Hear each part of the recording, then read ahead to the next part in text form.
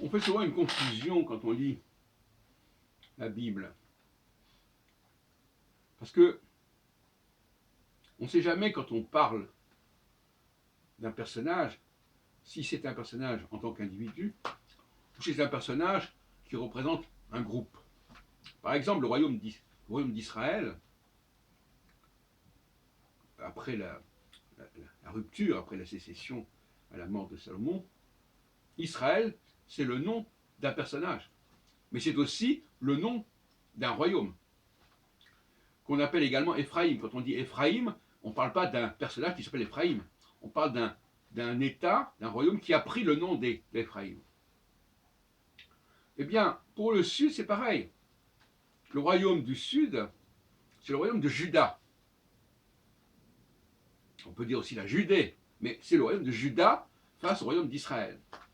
Et Juda et Jacob, puisque Jacob c'est Israël, ce sont des fils de Jacob.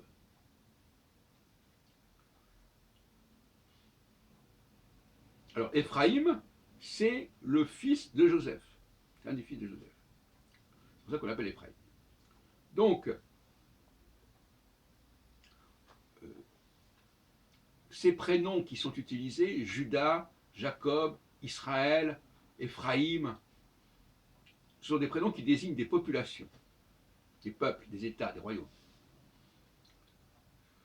Et c'est une tradition assez étrange quelque part. On ne la retrouve pas dans d'autres pays. Les pays ne portent pas de nom de prénom. La France, c'est pas un... Bon, je sais bien qu'il y a des gens qui peuvent s'appeler François, enfin, c'est pas le problème. Alors, il s'est passé une chose étrange, c'est que le nom... Alors, les Juifs, par exemple, ils portent le Yehudi, ça renvoie à Juda.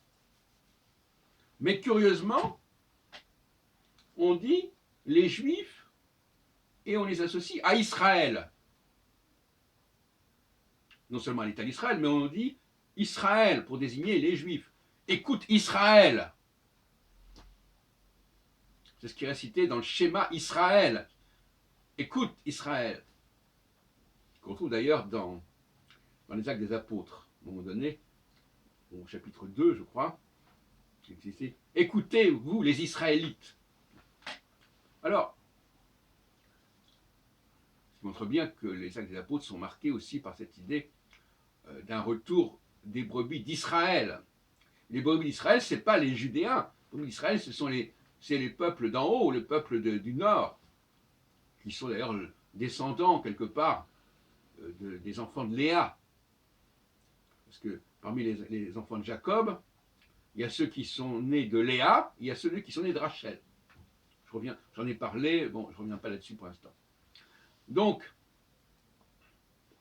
bizarrement, on appelle le peuple des Judéens, on l'appelle le peuple d'Israël. C'est un contresens énorme.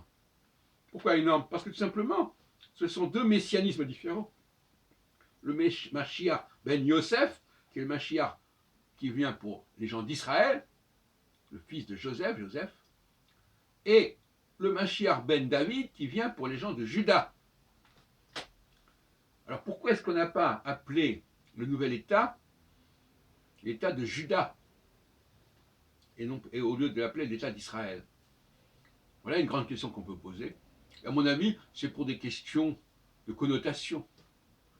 Puisque dans les évangiles, on a fait du personnage de Judas le traître, celui qui va vendre Jésus pour quelques pièces d'or, je ne sais pas quoi.